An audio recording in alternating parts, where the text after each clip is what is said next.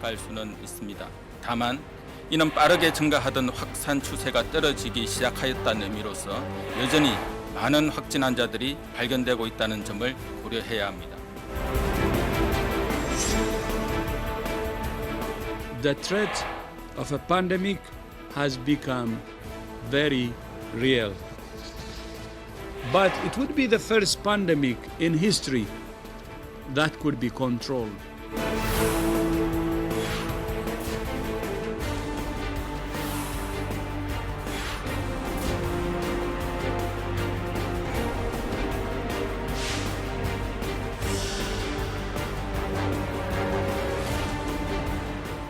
오늘도 코로나19 속보 소식부터 먼저 가겠습니다. 좋은 소식과 나쁜 소식이 있는데 좋은 소식은 신규 확진자 수가 뚝뚝 떨어지고 있다는 것이고 나쁜 소식은 서울 콜센터 한 곳에서 집단 감염이 나왔는데 규모가 심상치 않습니다. 카톨릭대 백순영 교수, KBS의 송금환 기자 함께하겠습니다. 어서 오십시오. 예, 안녕하세요. 서울 구로 신도림동입니까? 네, 신도림동. 콜센터. 네. 확진자가 계속 늘어요. 네, 우선 밤 사이에 그리고 지금까지 집계로 64명의 확진자가 네. 지금 집계가 됐는데요. 계속 지자체가 지금 확진자를 파악하고 있기 때문에 더 늘어날 가능성도 처음에 있습니다. 30여 명이었다가 오전에 40여 명 이러다가 지금 64명까지 늘었어요. 네, 그렇습니다. 그 전체 직원이 교육생을 포함해서 207명이 11층에 근무를 하고 있는데요. 네. 지금 보니까 7층에서 9층에도 일부 직원이 있기 때문에 전체 대상은 600명, 많게는 700명까지를 지금 조사 대상으로 파악을 하고 네, 저 지금 건물입니다. 진단 검사도 코리아 진행하고 있습니다. 빌딩인가요? 네, 빌딩 이름이 구로구 신도림동에 있는 11층에서 발생했고, 네, 감염 경로는 어느 정도 나왔습니까? 지금 현재로서는 이곳에서 근무하던 직원분 가운데서 지난 8일에 확진 판정을 받으신 분이 한 분 계셨습니다. 하지만 3월 4일경에 증상이 나타난 직원이 있다고 해서 역학조사를 지금 진행하면서 감염원을 파악하고 있습니다. 교수님, 3월 4일 날 증세가 나온 것 같다라는 게 질본 측의 이야기예요. 3월 4일이면 닷새 엿새 전이에요. 거의 일주일에 가깝게 네. 노출됐는데 뭐 그 이전에 잠복기까지 생각하면 상당히 그 노출 시간이 많았었고 이 파악이 늦었다는 부분이 상당히 좀 뼈아픈 부분이 있는데 지금이라도 이 부분이 확인이 됐기 때문에 네. 바로 파악을 해서 이 전파하는 것을 막는다면은 아직까지는 대규모 확산이 일어나지 않을 가능성은 충분히 있지만 실제적으로 아주 선제적으로 많은 진단을 해서 바로바로 찾아내야 하겠습니다. 네. 콜센터라는 콜센터 그런 분 저 일하면서 이렇게 마주보고 하지는 않은데 전화 응대를 해야 되니까 마스크를 끼고 일할 수는 없잖아요. 그래서 이게 밀폐된 공간에서 많은 수가 있었거든요. 네, 200명이 넘었죠. 예, 많은 수가 있으면서 서로 아주 좁은 간격에 있었기 때문에 같이 앞을 보고 있다 할지라도 사실은 비말이 튀고 또 이 비말이 이 주변 환경을 많이 오염시켰을 겁니다. 아마. 네, 네. 그런데다가 많은 사람이 서로 움직이기 때문에 동선이 겹치고 이것들이 또 장시간에 걸쳐서 노출이 됐기 때문에 이 안에 있는 분들이 굉장히 그 양성질이 높을 수밖에 없는 이런 아주 좀 열악한 상황이었던 것 같고요. 네. 또 식사들도 보통 거기서 도시락을 많이 먹었다고 그러니까 같이 먹으면서 주로 우리 지금 얘기하는 것들이 식사를 같이 하지 말자 이런 것들 아닙니까? 네. 근데 뭐 근무 여건상 어쩔 수 없이 안에서 식사도 하고 또 여러 가지 동선도 겹치기 하기 때문에 상당히 우려되는 상황인 건 맞는 것 같습니다. 네. 가까운 사람들끼리 오손도손 모여서 식사를 했을 텐데 요즘 그런 게 안 좋습니다. 네. 박원순 시장 지금 상황 이번 그 콜센터의 발생을 심각하고 위중하게 인식하고 있다 이렇게 밝혔습니다. 들어보겠습니다. 현재 이곳은 폐쇄와 방역 조치가 끝났고 근무자 207명 전원에 대해서 자가격리 상태에서 검사가 진행 중입니다. 또한 집단 발생 즉각 대응반을 구성해서 역학조사를 실시하고 있습니다. 이는 서울에서 발생한 가장 규모가 큰 집단 감염 사례로서 저희들은 매우 심각하고 또 위중하게 이 상황을 인식하고 추가 확산을 막기 위해서 최선을 다하고 있습니다. 이 건물에 오피스텔 있고 웨이팅홀 있고 하여튼 다중이용 시설이 크게 있어요, 교수님. 예. 아무래도 말씀하신 것처럼 확 번질 우려가 있습니다. 네. 하지만 지금이라도 찾아낸 건 다행이라고 생각하고요. 네. 이것이 그 오늘 부본부장님 말씀하신 것처럼 제2의 3의 신천지가 되지 않기 위해서는 바로 늦지 않게 파악하는 신속성이 더 중요하겠죠. 지금 2차, 3차 노출되신 분들이 증상을 나타내기 전에 즉 음성이라고 하더라도 아직은 모르는 상황이 있을 수 있거든요. 네. 왜냐하면 잠복기라는 것이 있기 때문에 지금 음성이라고 그래도 그 접촉자들은 계속 추적을 해서 검사를 해야 되는 어려운 점이 있습니다. 네. 하지만 한 가지 다행인 점은 이 대구 경북 지역의 이 검사 여력, 즉 신천지 환자들이 전수 검사가 거의 끝났기 때문에 이 검사할 수 있는 여력은 상당히 있을 것으로 보여서 네. 선제적으로 모든 사람을 계속해서 추적을 해서 이 더 이상의 확산을 막게끔 이런 지금 선제적인 조치가 필요한 시점이라고 보입니다. 네. 혹시라도 여기에서 근무하시는 분들, 유증상, 증상이 보이시는 분들, 자가격리 대상자분들 잘 지키실 거라고 생각합니다. 네. 여기 이 건물에 윤건영 전 청와대 국정기획 상황실장, 민주당 후보로 선거사무소가 있었는데 윤 전 실장은, 그러니까 윤 후보죠. 윤건영 후보는 음성 판정이 나왔다고 방금 전에 밝혔습니다. 자, 국내 확진자 현황 그래프 띄워주시면 성구만 기자의 설명 듣겠습니다. 네, 어제 하루에 확진자 증가가 131명으로 전체 확진자는 지금 현재 7,513명 이렇게 네. 집계가 됐습니다. 어제 계속 200명 아니면 500명 이상으로 확진자가 계속 발표가 그랬죠. 되다가 네. 어제는 100명 단위로 발표가 오랜만입니다. 됐습니다. 100명대로 확진자가 나온 게요. 네, 그렇습니다. 격리 해제되는 인원도 81명이 어제 하루에 증가해서 현재 240명을 넘어섰고요. 그리고 사망자는 지금 어제 3명이 증가해서 54명이라고 집계가 됐는데 오늘 지자체의 집계로는 네. 대구 지역에서 추가 사망자 소식이 좀 전해져서 이보다 더 많은 것으로 보입니다. 네. 여러 번 설명드렸지만 사망자는 기본적으로 통계가 이제 질병관리본부에서 새벽 0시 네. 자정을 기해서 하기 때문에 자정 이후에 오늘 오전이나 오후에 발생한 사망자는 저희가 말씀은 드리지만 통계에는 오늘 밤 0시에 잡힙니다. 공식 통계로는요. 일별 신규 추가 확진자가 나오죠. 네. 자, 교수님 어제도 저희가 잠깐 알아봤습니다. 뚜렷하게 일별 신규 환자 확진자는 줄고 있습니다. 일단 왜 줄고 있습니까?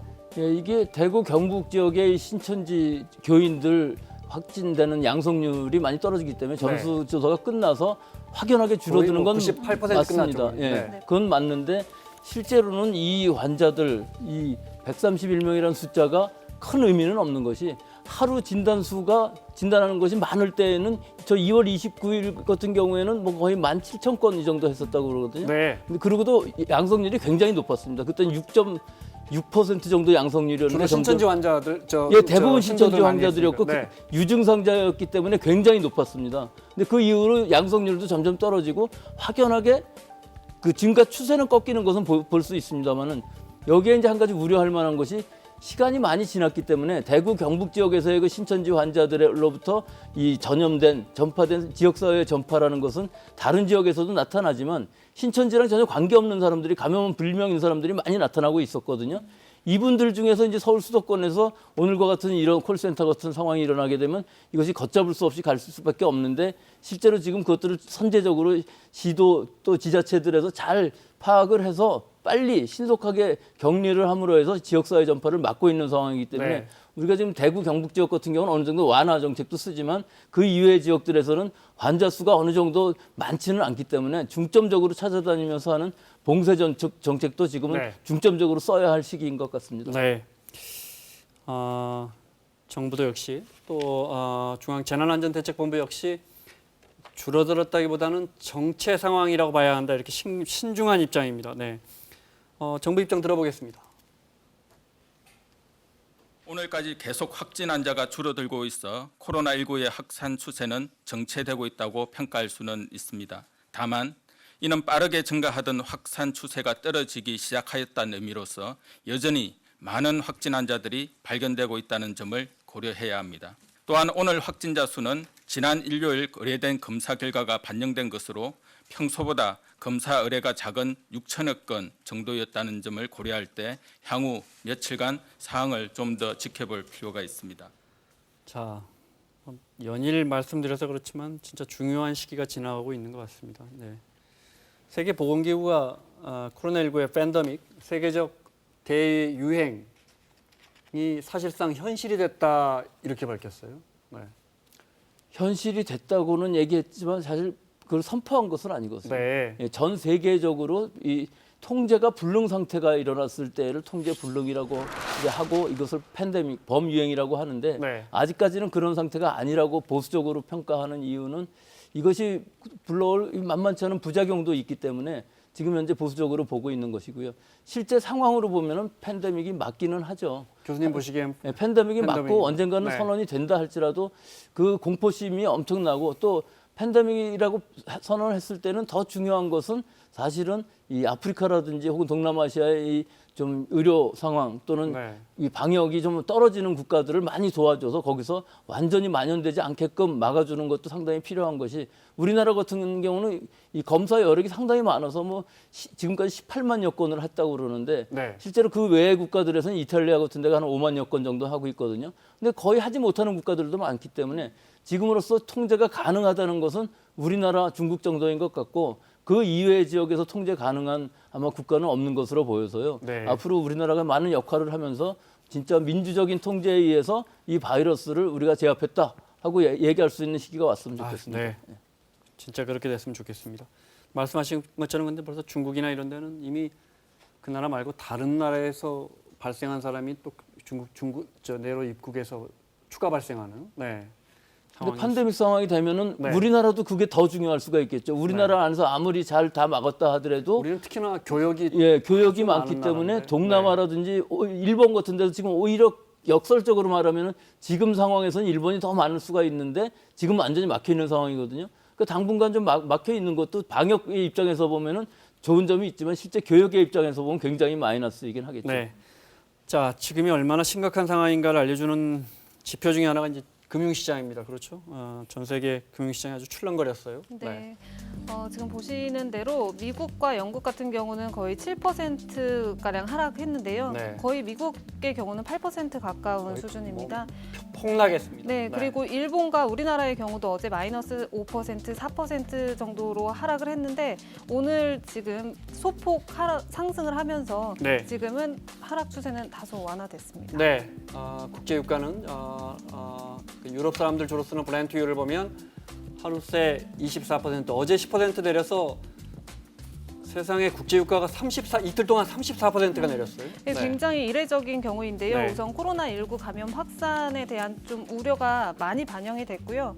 그리고 또 다른 이유로는 산유국들이 지금 생산을 줄이자 논의를 하는데 이게 러시아에 좀 반대로 틀어졌기 때문에 네. 미국 언론들은 이게 더블 펀치를 맞았다 이렇게 표현을 하고 있습니다. 근데 브렌트유 같은 경우는 이게 그만큼 덜 움직이고 덜 생산하겠다, 덜 일하겠다라는 거를 좀 암시적으로 보여주는 지표이기 때문에 이 하락폭의 의미가 좀 크다고 볼 수 네. 있습니다.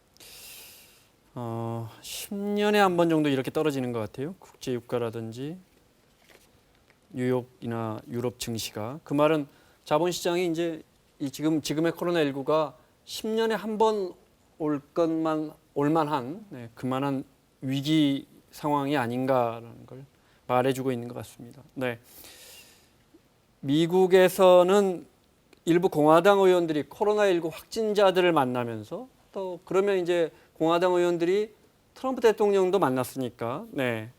그래서 트럼프 대통령이 혹시 검사를 받는 거 아니냐 이런 언론의 이야기가 나오고 백악관이 곧 입장을 낼 것 같은데요. 잠깐 들어볼까요? 네. I just simply don't know what the White House physician has recommended to the president, but I promise you we'll get you that information. 뭐 코로나19 관련해서 워낙 영화 같은 상황이 많이 나와서 놀랍지도 않습니다. 트럼프 대통령이 자가격리를 들어갈 수 있는 상황도 뭐 가능하겠네요. 네. 이게 자가격리의 경우는 우선은 밀접 접촉을 했을 경우에 예방 차원의 우선 자가격리를 그러겠죠. 하는 상황인데요. 지금 트럼프 대통령은 확진자와 직접 접촉했다기보다는 접촉한 의원들과 악수를 한 것으로 파악이 되고 있습니다. 그래서 백악관에서 지금 외신 보도로 나오는 걸로는 확진자와 오래 밀접하게 교류한 적이 없다. 백악관의 입장이 이렇게 나왔고요. 그리고 현재 증상이 없다. 관련 증상이 없기 때문에 진단검사도 받지 않겠다라는 그 네. 발언이 전해졌습니다.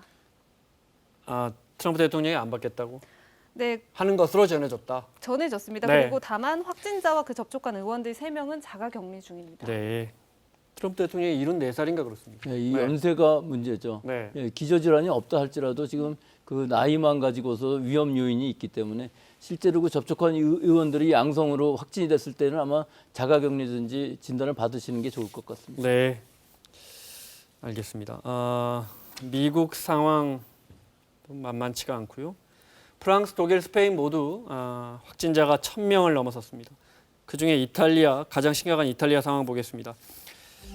오늘 하루에 확진자가 어제 제가 1,400여 명 늘었다고 했는데 오늘은 또 1,700여 명 늘었어요. 네, 이게 증가폭이 계속 좀 커지는 양상인데요. 보시다시피 이탈리아는 현재 WHO가 집계한 바로는 확진자가 9,000명을 넘어섰고요. 네. 사망자도 지금 어제 하루만 97명이 증가해서 400명을 넘어섰습니다. 그 중국 다음으로 가장 많은 지금 현재 나라가 이탈리아입니다. 네, 하루 사망자가 100명에 육박할 만큼 심각해졌습니다.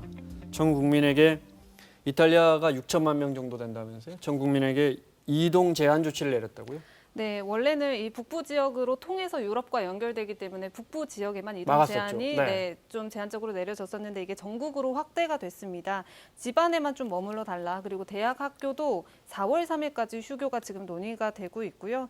그리고 공개 집회도 물론 금지되고 또 프로축구가 아예 중단이 됐습니다. 네, 세리에 A가 그렇게 축구 좋아하는 나라에서 2차 대전 이후에 처음으로 네. 축구까지 안 연답니다. 그러니까 그러니까 학교는 문 닫았고 집하고 회사만 왔다 갔다 해라 이거죠. 네, 그렇죠. 네. 야외 음주 뭐 이런 것도 다 모든 금지가 문화 행사 안 되고, 되고. 네. 네. 최대한 집에 머물러 달라 이런 의미입니다. 네. 그만큼 심각하다. 이게 이제 어느 정도의 사회적 임계점을 넘어서면 사회적 혼란으로 올 수도 있는데 우리는 그런 거 보면 참 대구 경북 지역은 뭐 혼란은커녕 평온하다시피 그런데 여긴 벌써 교도소에서 폭동이 일어나고 그런다면서요? 이탈리아는? 네, 대구 경북 지역은 비교적 좀 차분하게 네. 지금 대응을 했다고 평가를 받고 네. 있는데요. 이탈리아의 경우에는 이게 교도소의 면회가 금지가 되자 사면을 해달라. 그리고 이제 면회를 금지하는 거에 대한 반발하는 그 가족들도 좀 많이 지금 강하게 반대를 하고 있는데요. 이게 지금까지 현재 7명 사망으로 지금 파악이 됐습니다. 근데 이 가운데는 의무실에서 훔친 약물을 과다 복용해서 숨진 그 수감자들도 있고 불을 질렀는데 이 유독가스 때문에 사망하는 등 좀 지금 혼란이 계속 이어지고 있습니다. 네. 이탈리아는 그래도 선진국 아닙니까? 그렇습니다. 네. 우리랑 많이 비교되는 것이 네. 저기는 지금 물리적으로 봉쇄를 한다고 그러지만 우리는 사실은 민주적으로 사회적 거리두기를 자율적으로 하고 있는 거 아니겠습니까? 네. 그리고 다른 모든 것들도 우리나라에서는 다 민주적으로 지금 방역을 하고 있는데 이 이탈리아는 특이합니다. 처음에 이 코로나19 사태가 일어났을 때부터 벌써 중국 입국 금지를 시켰거든요. 그런데 별 그 의미가 없었던 것이 이미 북부 지역에는 그 노동자들도 중국 노동자들도 많았고 네. 관광객들에 의해서 이미 노출이 많이 되어 있던 상황이기 때문에 그 봉쇄 자체가 입국 금지 자체가 큰 의미가 없었고요. 네. 또 초기 방역이 실패한 이유가 진단 검사가 그렇게 여러 개 없었습니다. 그래서 진단이 늦고 또 이탈리아가 아시는 대로 선진국이고 그렇게 방역이라든지 의료 수준이 떨어지는 나라가 아니거든요. 네. 근데 일시적으로 자그마한 도시들에서 갑자기 폭발적으로 환자가 생기다 보면은 중국의 우한과 비슷한 일시적인 의료 공백이 생길 수밖에 없고 또 원체 이탈리아도 일본 다음으로는 이 인구 비중이 노인 65세 이상이 23% 정도까지 한다고 합니다. 그러니까 네. 실제로 진단이 늦고 치료 시기를 놓치니까 많은 사망자가 나왔고 우리보다 몇 배의 사망자를 내고 있는 것이거든요. 아니 말씀하신 것처럼 사망자도 우리 뭐 거의 10배 육박. 그러니까 우리는 0.7%인데 이거 굉장히 높은 사망률을 보이고 있는 것은 네. 이것은 보통 사망률이라는 것은 그 나라의 의료 수준이 높으면 많이 떨어지는 것인데 네. 이것을 의료 수준이 아니라 못 쫓아가기 때문에 이런 일이 생겼다는 것이죠. 우한이 아주 심각했을 때 제 기억에 5% 그렇죠. 예, 그 6%까지 정도인데 올랐을 그거보다도 더 작은 도시들에서 했기 때문에 나왔기 때문에 그 병원 여력이 못 쫓아간 것 같습니다. 따라서 초기 방역이 실패했고 또 그 이후로 이 숫자가 늘어나는 것은 이제 진단을 많이 하다 보니까 우리나라와 마찬가지로 진단 수가 많아지니까 확진자도 늘어나니까 급격히 늘어나는 상황이고 또 지금 상황으로 봐서는 자꾸 남쪽으로 이제 퍼지게 되니까 통제가 불가능해서 봉쇄는 했지만 실제로 민주주의 국가에서 봉쇄를 했다고 과연 얼마나 이 봉쇄 그러니까요. 효과가 있을지는 상당히 의문스럽고요. 앞으로도 굉장히 우려스러운 것이 이 진단을 한다는 것이 우리처럼 이렇게 세밀하게 찾아가서 접촉자를 하는 것이 아니라 이 나오는 사람을 계속 하다 보면은 결국은 진단이 늦어질 수밖에 없는 현상으로 나오기 때문에 앞으로도 굉장히 수도 네. 많이 늘어나고 사망률도 많이 높아질 것 같습니다. 식당도 이탈리아 같은 경우에는 2m 이상 이렇게 떨어져서 먹을 수 있는 식당은 한시적으로 문을 여는 걸 허용해 준다는데 결국은 교수님 말씀하신 것처럼 시민들이 얼마나 위생 수칙을 지키느냐 이런 부분이 정말 중요한 것 같습니다. 이란 상황도 심각하죠. 네, 이란도 확진자가 7,000명을 넘었거든요. 네, 이란의 경우도 WHO 집계 기준으로 7,161명 확진자가 나왔고요. 사망자도 200명을 넘어섰습니다. 이게 중동 지역 대부분이 지금 이란에서 발생하는 확진자들이고 어제 하루 사이에 2,000명의 확진자가 이렇게 늘어나는 양상을 보였습니다. 네. 사실 이란은 확진자나 사망자 통계가 정확한지도 사실 저희가 100% 믿기가 어려운데 방역도 많이 어려울 텐데 우리 정부가 그래서 전 세계를 뛰어서 일단 이란에 있는 우리 국민들 급하게 데려오는 방안을 검토 중입니다. 정부 설명 먼저 들어보겠습니다. 이란의 경우에는 좀 그 내부 여러 가지 특수한 사정 그리고 매우 제한된 의료 자원의 그 이용 가능성 그리고 상당히 사망률이 높게 나오고 있는 이러한 그 수치 등을 감안했을 때 위험의 정도 그리고 그 위험으로부터 그 안정적인 또 일정 수준 이상의 그 치료 기회를 보장받기 어려울 거라는 이러한 여러 가지 요소들이 감안이 돼서 현재 임시항공편 투입을 검토를 하고 있고 영사 조력 제공 방안도 아마 강구하고 있는 것으로 저도 알고 있습니다. 송 기자, 테헤란에 우리 교민이 얼마나 있고 근데 그 전에 이게 미국의 그 경제 제재에 들어가 있어서 우리 여객기가 테헤란 공항에 못 내린다고요. 네, 이전에 우한에서 교민들 그리고 교민분들의 가족분들을 이렇게 이송했을 때는 저희 네. 국적기가 투입이 됐는데요. 이란의 경우는 좀 특수한 상황이기 때문에 국적기를 투입하는 방안보다는 제3국 그러니까 아랍에미리트나 카타르 같은 인접국에 제3국의 항공사를 이용해서 이동을 한 뒤에 네. 그 나라의 국적기를 투입해서 이송하는 방안이 지금 고려되고 있습니다. 우리 교민은 얼마나 있습니까? 지금 현재 탑승 의사를 밝힌 사람들은 80명 정도로 지금 정부가 파악하고 있는데요. 네. 이 가운데 이중 국적자도 있고 또 교민분들 가운데 그 이란 국적의 가족분들과 함께 오고 싶어하는 분들도 계시잖아요. 그래서 이분들 관련은 이란 정부와 지금 협의가 진행되고 있다고 합니다. 사실 교민이야 이탈리아에 훨씬 많을 텐데 우리 국민이 아무래도 이란이라는 특수성 때문에 그러는 거죠. 그렇죠. 이란은 의료 수준이 아주 낙후되어 있고 미국 제재에 의해서 여러 가지 물자 같은 것들이 의약품 같은 것들이 거의 없기 때문에 네. 아마 굉장히 곤란할 겁니다. 또 우리가 우한에서 귀국하는 교민 때랑 좀 비교를 해서 생각해 보면 실제 그 당시 상황은 사상 초유의 상황이었거든요. 그러니까 여러 가지 우왕좌왕하는 분들이 있었을 네. 거예요. 여러 가지로 우리가 2주간 격리시키고 하는 데에서도 여러 지역 주민들의 반발도 좀 있었고 이런 부분이 있었는데 다 잘 해결이 되지 않았습니까? 그래서 이번에 귀국하시는 분들은 일단 유전자 진단 검사를 받아서 음성이면은 자가 격리를 한다 이렇게 얘기하는 것은 방역 당국이 지금까지 경험을 토대로 아마 굉장히 자신감이 있는 것으로 보입니다. 네. 따라서 이번 교민들이 귀국하고 나면은 이란 아니고 이탈리아도 아마 좀 생각을 해봐야 되지 않을까 그런 생각이 네. 듭니다. 네. 마스크 이야기 좀 할게요, 송 기자. 약국 가면 살 수 있습니까? 저희가 오늘 아침 회의하면서 사사건건 스태프끼리 이야기를 나눠봤더니 한 명은 샀고 두어 명 정도는 갔더니 없더라. 네, 이게 보니까 저도 오늘 살 수 있는 대상이기는 한데 네. 약국을 직접 가보지는 못했어요. 하지만 이야기를 들어보니까 약국마다 지금 몇 개 물량이 배송되는지 그리고 배송받는 시간이 각기 다 그 다르기 이야기도 많이 때문에 나와요. 네. 네, 그렇기 때문에 사실 수 있습니다. 이렇게 확정적으로 말씀드리긴 좀 어려운 상황입니다. 네. 하지만 이제 뭐 과거처럼 이렇게 줄을 뭐 몇 시간씩 서는 일은 없어졌고 좀 불편하시고 아직 시간이 좀 걸리더라도 뭐 노력하면 2장은 확보할 수 있다. 네, 이런 안정감은 있으니까. 네, 빨리 더 시스템이 자리를 잡으면 좋겠습니다.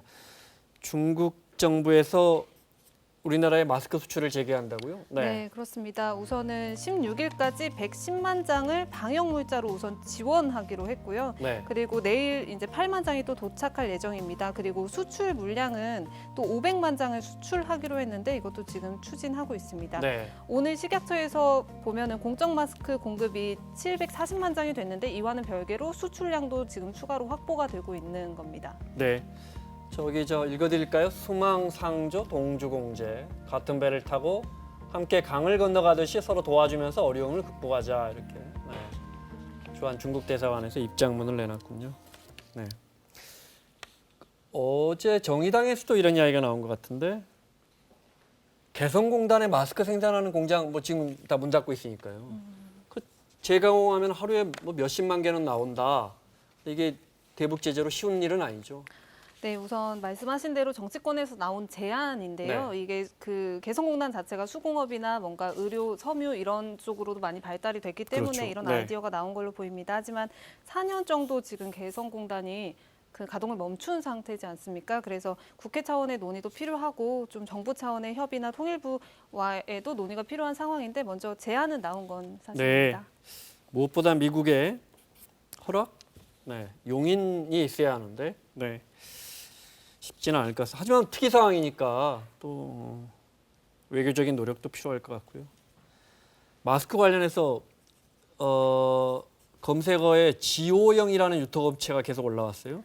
그러니까 우리 약국에서 우리가 사는 마스크를 유통시키는 회사인데 네, 이 회사가 유통업체입니다. 무슨 특혜다 이런 내용인 거죠. 우선 공적 마스크로 조달청을 통해서 유통망을 이렇게 일원화하겠다 이렇게 정부가 발표를 하면서 지오영이라는 그 업체 이름인데요. 네. 이 업체가 선정이 됐어요. 근데 이 업체 자체가 특혜다 뭐 이런 논란이 있었는데 네. 사실이 아니다라고 합니다. 왜냐하면은 이 지오영 자체는 13개 업체가 함께 참여하는 유통망이에요. 유통업체예요. 그렇기 때문에 한 업체에 대한 특혜일 수는 없는 거고 공적 마스크 물량을 최대한 많이 확보하는 게 정부의 방침이니까 이 유통 구조상 가장 많은 거래처를 확보하고 유통 그 능력이 있는 업체를 선정하면서 선정을 하게 됐다 이렇게 밝혔습니다. 그 하루에 뭐 이렇게 마스크 공급만 하면서 개당 얼마씩 남겨서 몇억 원을 남기는데 김정숙 여사와 승명여고 동창이더라. 지호영의 대표가 의혹의 네. 핵심은 그거였는데 그 부분도 확인을 해봤는데요. 우선은 지호영 대표 뭐 숙명여대를 나왔다고 해요. 근데 김정숙 여사께서는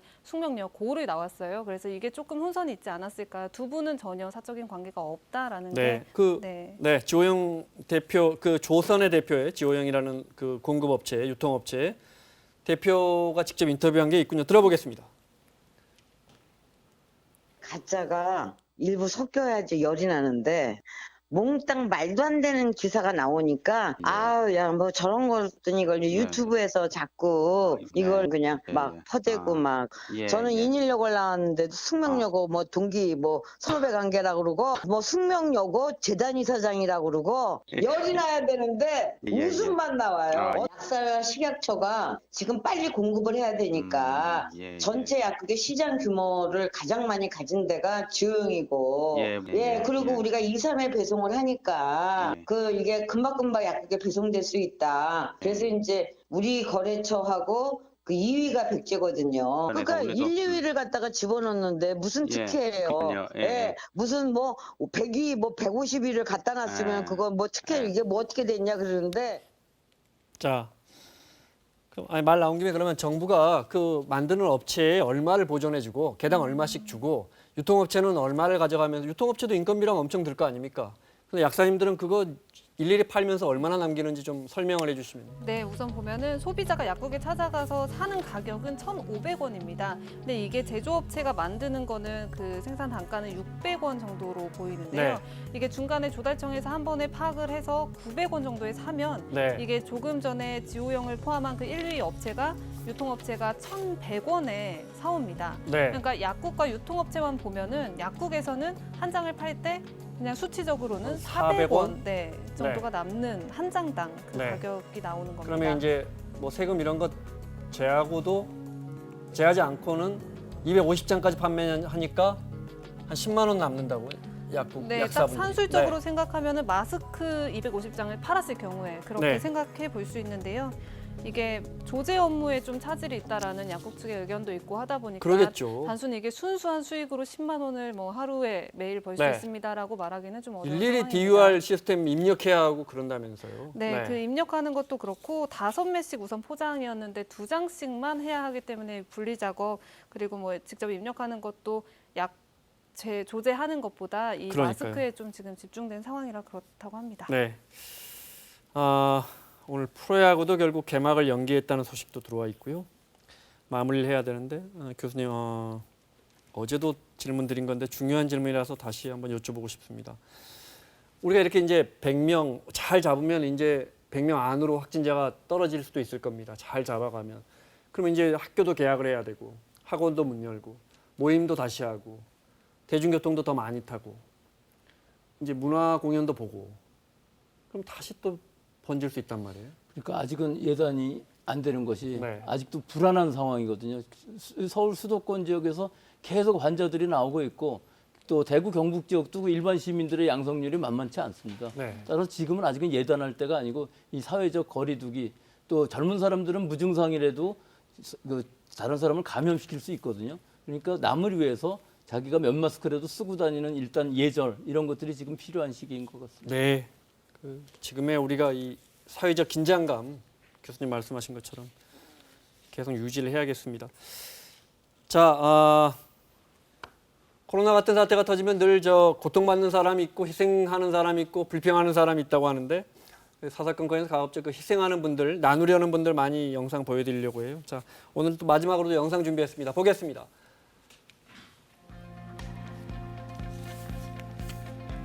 아이스크림 가게의 동네 주민들이 이거는 저 서민들 식사 제공 안 되는 분들 위해서고, 네, 여기는 대구에서 온 환자들, 광주 시민들이 빗속에 기다리고 있는 장면이고요. 네, 여기는 저 기부물품 모아놓은 대구 스타디움 아닌데 정말 산더미처럼 쌓여 있다는 거예요. 네, 소독용품인 것 같고요.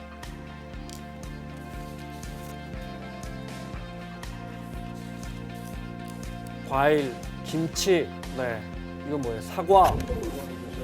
보건소에 그 식당에 보내가지고 그리고 우리 직원들하고 공중의들하고 이렇게 같이 좀 드시도록. 그래요.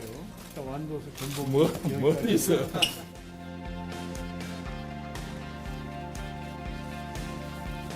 자, 여기까지 보겠습니다.